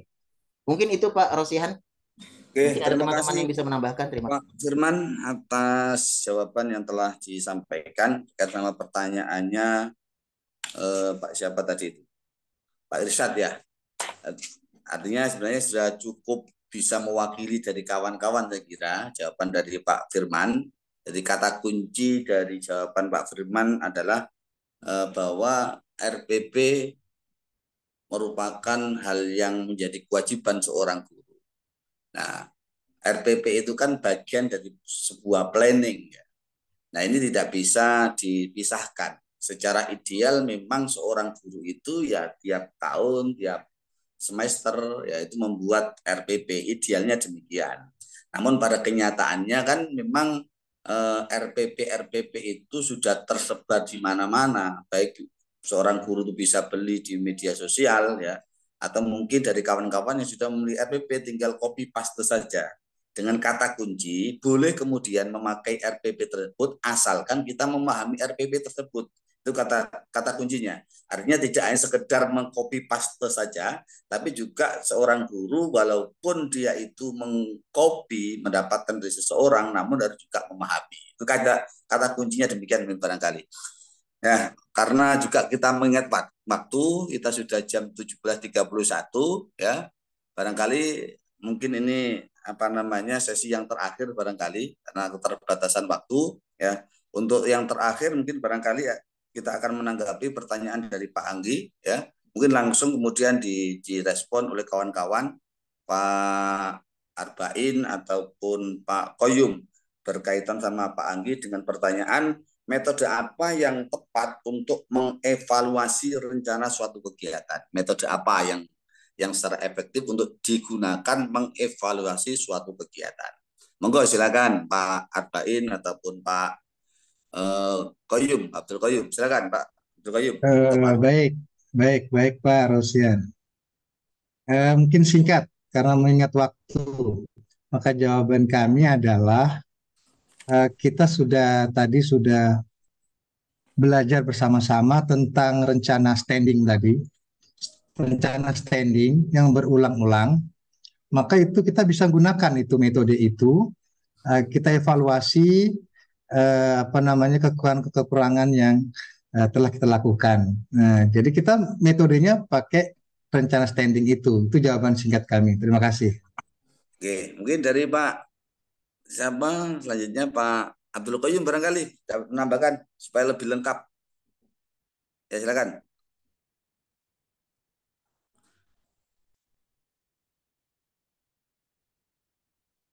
Monitor Pak Qayyum. Lewat dulu kayaknya Pak. Oh gitu. Ya. Saya kira apa yang disampaikan oleh Pak Arba'in cukup jelas dan padat sekali dengan pertanyaan yang disampaikan oleh Pak Anggi Saputra. Metode apa yang tepat untuk mengevaluasi perencanaan, metode apa? Ya. Jadi pasti dalam suatu perencanaan, dalam suatu kegiatan itu kan pasti ada evaluasi. Mana yang kira-kira itu dapat kekurangan apa yang kemudian yang ada pada satu kegiatan tersebut. Nah, kekurangan tersebut menjadi bahan evaluasi. Tapi yang disampaikan oleh Pak Arba'in, kita bisa dapat memakai metode standing tadi, ya, metode yang dilakukan berulang-ulang karena memang itu menjadi sebuah rutinitas ya. Nah, berhubung karena waktu kita ini tidak banyak, mohon maaf sebelumnya Pak Anggi tidak kemudian dapat mengeksplor penjelasan secara lebih mendalam ya. Kalau kemudian ingin lebih mendalami silakan baca makalah kami, ya insya Allah dapat memahami. Kalau ataupun tidak dapat memahami bisa disampaikan Pak Dokter. Mungkin demikian Bapak Ibu sekalian yang dapat kami sampaikan penyajian dari kami berkaitan sama rencana kegiatan ya. Mudah-mudahan kegiatan atau presentasi yang kami sampaikan ini dapat mencerahkan Bapak Ibu sekalian ya, minimal secara teoritisnya kita sama-sama mengetahui bersama. Mudah-mudahan manfaat ya dari kami kelompok 3, kurang dan lebih mohon maaf. Assalamualaikum warahmatullahi wabarakatuh. Untuk selanjutnya kami serahkan kepada Pak Dokter. Waalaikumsalam warahmatullahi wabarakatuh.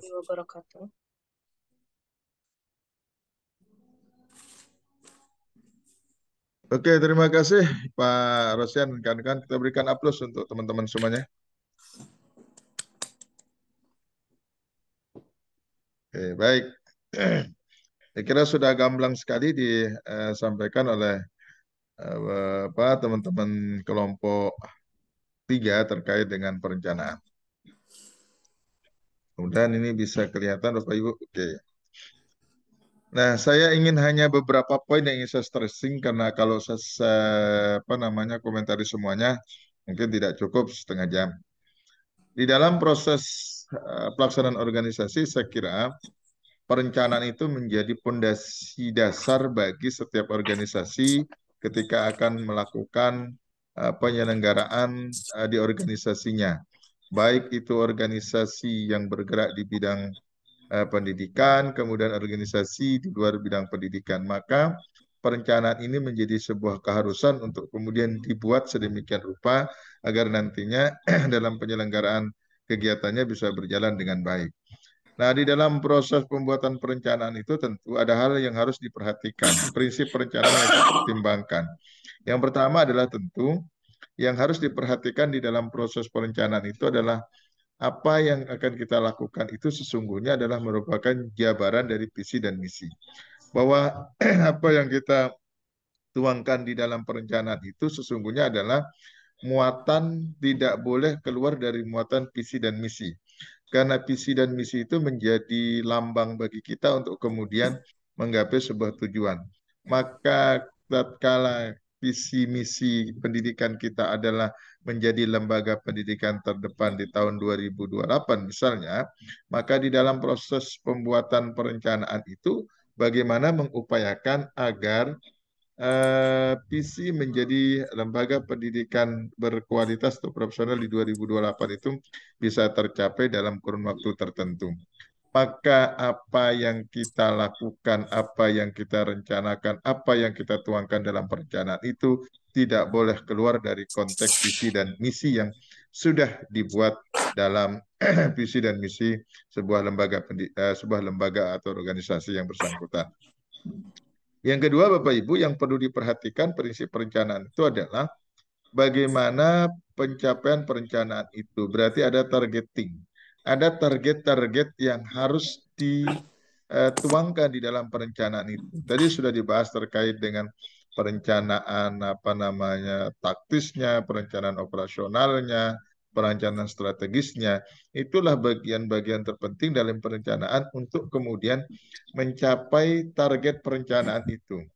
Karena di dalam proses pencapaian target perencanaan itu penting untuk kita rencanakan sedemikian rupa. Kalau perencanaan jangka pendek tentu ada timingnya, jangka menengah ada timingnya, jangka panjang ada timingnya. Sehingga nanti di dalam proses pembuatan timeline-nya itu bahwa perencanaan itu akan dicapai dalam kurun waktu tertentu.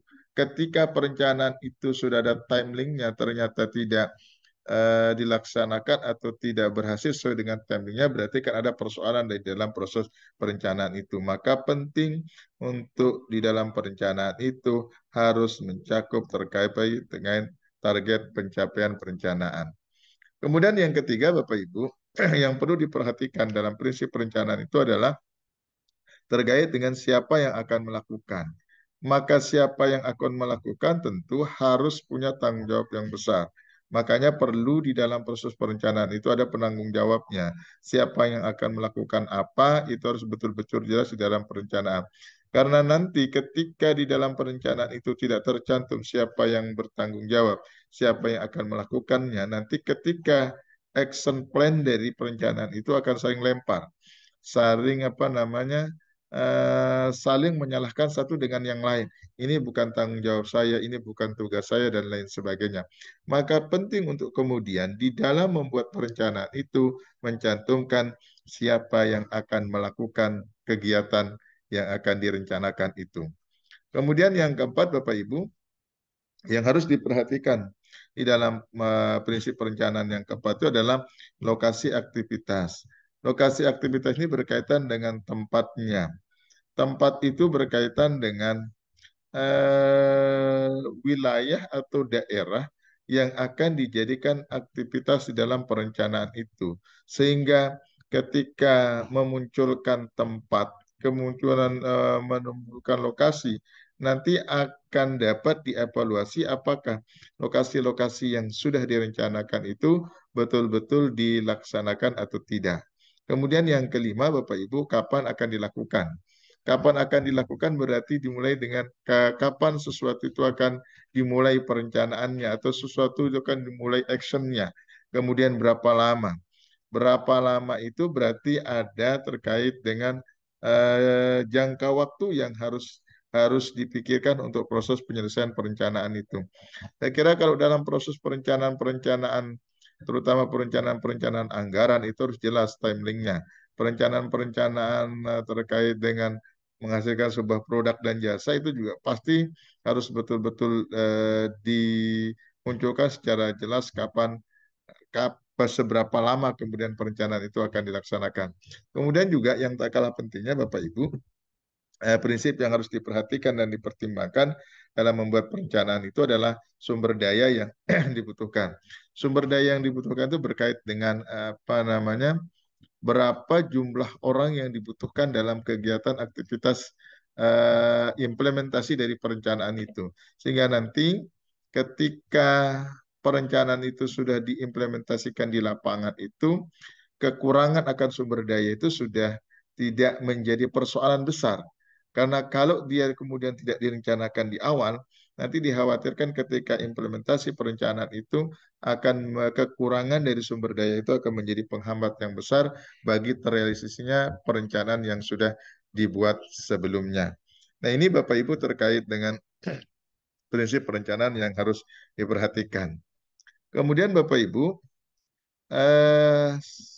satu hal lagi yang perlu diperhatikan adalah terkait dengan proses pembuatan perencanaan itu adalah dasar berpikirnya. Bahwa dasar berpikir dari perencanaan itu kalau kita kaitkan dengan manajemen itu adalah kita tidak lepas dari konteks analisis SWOT tadi. Bahwa analisis SWOT inilah yang menjadi dasar pemikiran pembuatan perencanaan. Analisis SWOT ini terkait dengan strength-nya, weakness-nya, opportunity-nya, kemudian threat-nya. Bahwa setiap perencanaan itu harus betul-betul memperhatikan dan mempertimbangkan terkait dengan analisis SWOT ini. Karena analisis SWOT ini berkaitan dengan bagaimana organisasi itu memotret akan kekuatan dirinya, kemudian juga memotret akan kelemahannya, kemudian juga memotret terkait dengan peluangnya dan memotret terkait dengan tantangan yang akan dihadapi ketika perencanaan itu sedang dia lakukan, pada saat akan dilaksanakan, dan setelah perencanaan itu dilaksanakan. Nah, dalam analisis SWOT itu Bapak Ibu yang perlu diperhatikan adalah strength-nya itu berkaitan dengan pertanyaan-pertanyaan yang harus kita munculkan itu adalah apakah apa yang bisa kita lakukan dengan baik. Artinya bahwa apakah kita memiliki kekuatan, memiliki satu keunggulan di dalam organisasi tersebut. Sehingga ketika pertanyaan itu muncul apa yang kita lakukan dengan baik itu berkaitan dengan bahwa seluruh stakeholder yang ada itu punya kapasitas tertentu untuk melakukan sesuatu yang terbaik. Katakanlah di lembaga pendidikan itu, kalau kita berbicara kekuatan kan, ada tenaga pendidikan, ada tenaga kependidikan. Maka tenaga pendidikan dan kependidikan itu berkolaborasi dan memiliki kapasitas masing-masing untuk kemudian menjadi satu kekuatan untuk mewujudkan lembaga pendidikan yang bermutu. Kemudian kekuatan-kekuatan yang lainnya tentu adalah kita lihat dari sisi mungkin dukungan finansial dari berbagai macam stakeholder yang ada. Dukungan finansial itu menjadi hal yang pokok di dalam pengelolaan organisasi, terutama lembaga pendidikan, dan ini menjadi sebuah kekuatan. Yang kedua terkait dengan strength itu juga perlu kita memunculkan pertanyaan, apakah yang unik dari organisasi kita? Apakah ada hal yang unik yang berbeda dengan organisasi lain yang bisa kita jual di dalam perencanaan nanti? Kalau kemudian kita tidak memiliki keunikan dalam organisasi itu, mungkin kita tidak akan bisa menjualnya dan mungkin kita tidak akan bisa bersaing dengan lembaga-lembaga yang sudah berada terlebih dahulu. Misalnya di dalam satu daerah, katakanlah dalam satu kecamatan atau dalam satu kampung atau satu desa, ada satu lembaga pendidikan SMK 1 misalnya sudah berdiri. Nah, kita ingin membangun SMK misalnya di SMK juga dengan jurusan yang sama. Maka bisa saja SMK dengan jurusan yang sama kita bangun dengan satu catatan bahwa memang ada kekuatan, ada yang unik dari organisasi, dari sekolah yang akan kita bangun itu, sehingga nanti pangsa pasarnya itu juga dia bisa bersaing dengan SMK yang ada. Kemudian yang ketiga Bapak Ibu terkait dengan strength itu adalah apa yang disukai audiens target tentang organisasi kita. Artinya ini terkait dengan selera Bapak Ibu. Kalau ini berkaitan dengan selera berarti berkaitan dengan pangsa pasarnya. Bahwa setiap manusia kan memiliki pangsa pasar yang berbeda satu dengan yang lainnya. Maka semakin baik organisasi itu dikemas, maka tentu akan membuat pangsa pasar itu merasa tertarik.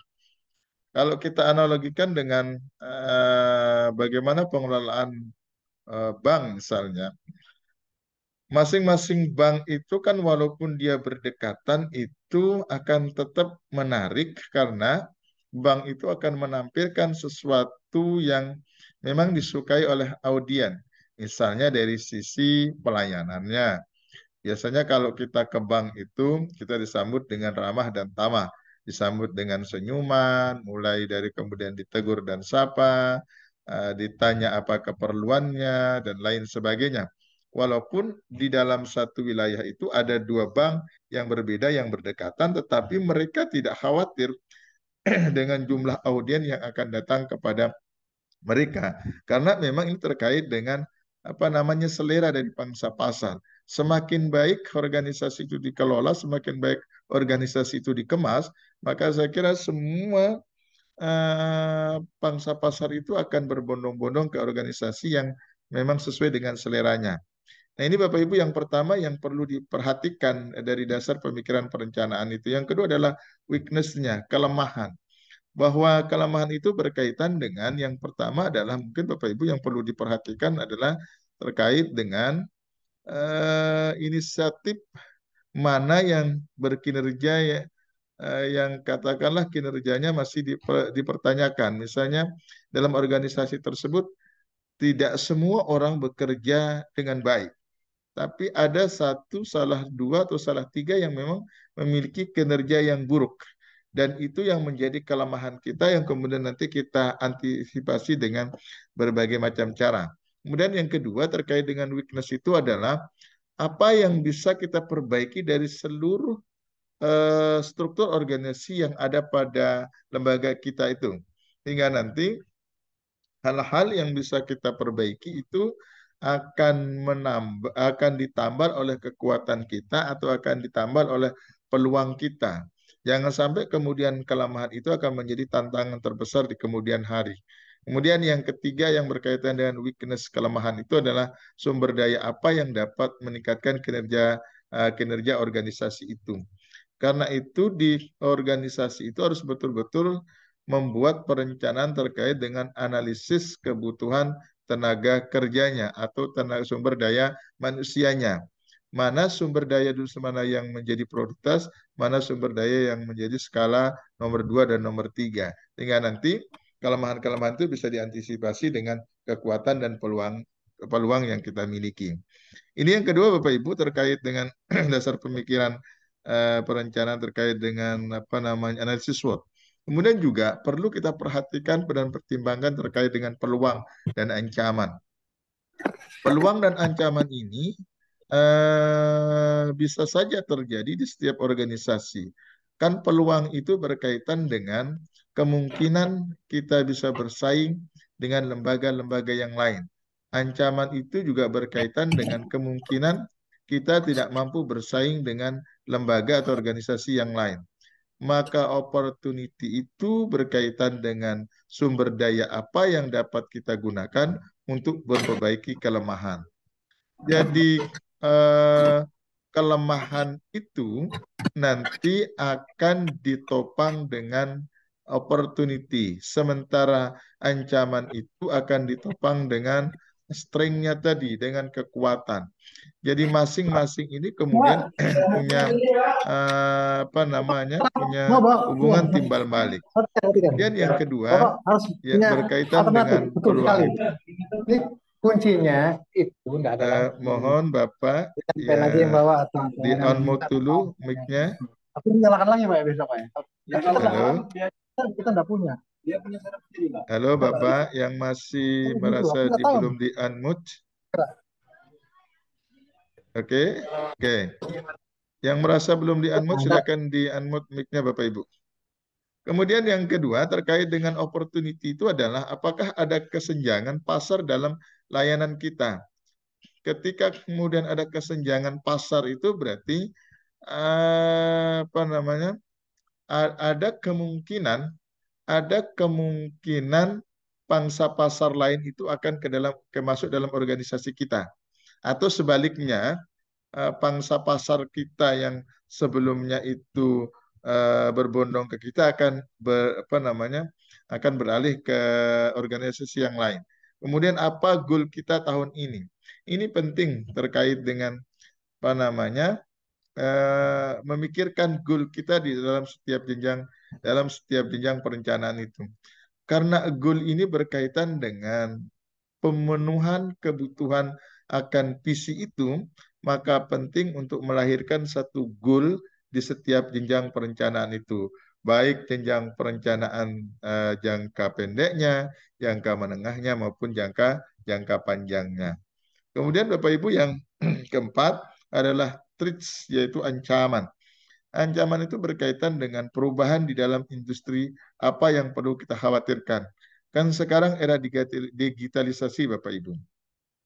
Lembaga, kalau kita kaitkan dengan lembaga pendidikan yang tidak mau bertransformasi dengan menggunakan ke digitalisasi itu biasanya akan ditinggal oleh pelanggannya, akan ditinggal oleh username-nya, akan ditinggal oleh audiennya.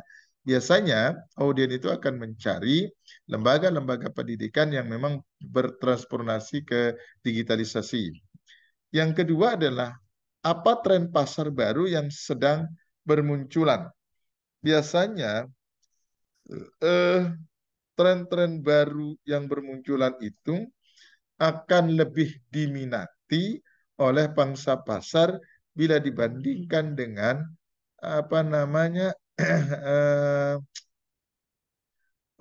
bila dibandingkan dengan kalau kita kaitkan dengan pendidikan dengan jurusan-jurusan yang sudah usang.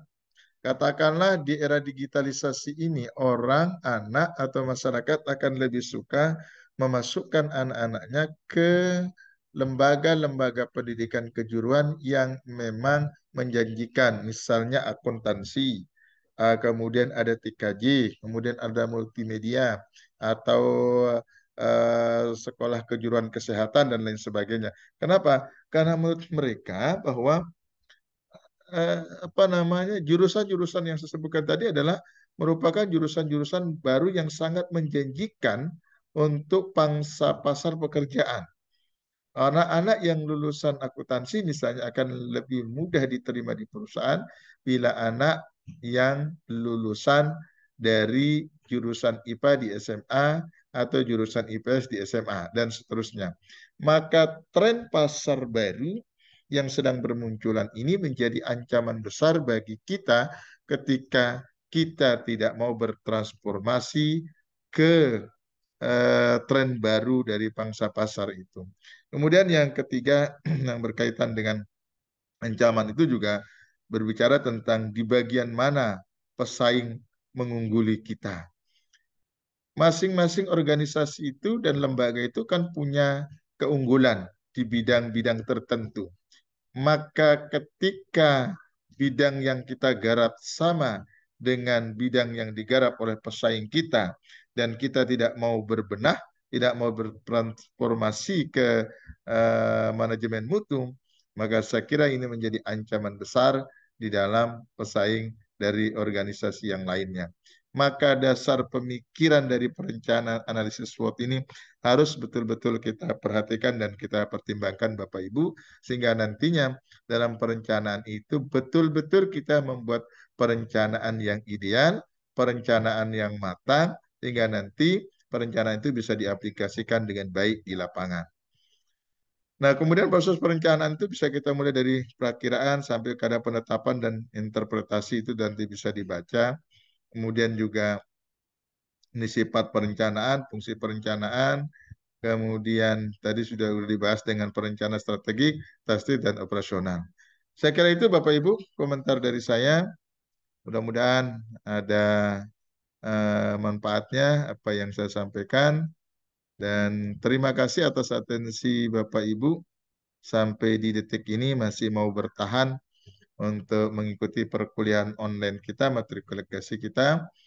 Dan mungkin besok atau hari Kamis nanti akan saya share di grup untuk UTS-nya.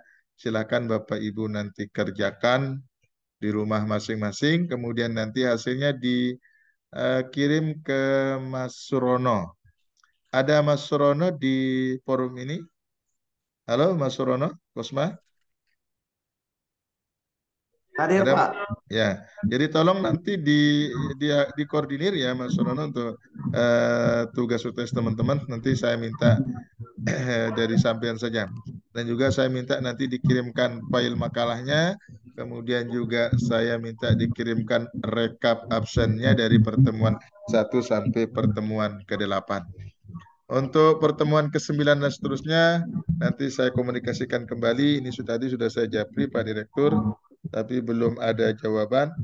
Oke, sudah ada jawaban. Beliau bilang siap untuk pertemuan ke 9.10. Beliau siap untuk mengisi. Nanti Kosmanya konfirmasi ke Pak Direktur ya, Mas Rono ya. Baik, Ustaz. Hari Selasa depan ya, hari Selasa depan sudah mulai. Saya kira itu, terima kasih. Senang sekali berjumpa dengan Bapak Ibu yang hebat, para praktisi semuanya. Sayang kita berjumpa di media maya. Mudah-mudahan suatu saat kita bisa bertemu, yang dari Pasir, yang dari Penajam, mungkin ketika saya nanti ke Pasir, Amin. ya Amin. mohonlah dikunjung-kunjungi ketika saya ke Pasir, karena saya punya juga rencana ada ke Pasir untuk melakukan pembinaan kepada pengurus daerah Nahdlatul Ulama Kabupaten Pasir. Rencananya cuman kita masih perlu waktu timing yang tepat. Nanti ketika saya di Pasir mungkin kita calling lah, kita mungkin ngopi-ngopi bareng lah di mana nanti ya. Terima kasih. Pak. Juga Pak Dokter. Siapa? Ditunggu. Ya, luar biasa sekali kelas ini, kelas matrikulasi ini. Syukran katsir ala ihtimamikum. Saya mohon maaf atas segala kekurangan yang saya lakukan, dan mudah-mudahan kebersamaan ini tetap berlangsung. Jadi jangan menggunakan istilah kebersamaan ini, apa istilahnya, terlalu cepat berlalu lah ya. Tapi nanti tetap komunikasi kita tetap jalan. Terima kasih. Saya akhiri. Assalamualaikum warahmatullahi wabarakatuh. Waalaikumsalam warahmatullahi wabarakatuh. Terima kasih banyak Pak. Mudah-mudahan bermanfaat. Amin. Saya izin keluar Bapak Ibu ya. Nggih. Siap, Dokter. Betul, Pak. Sukses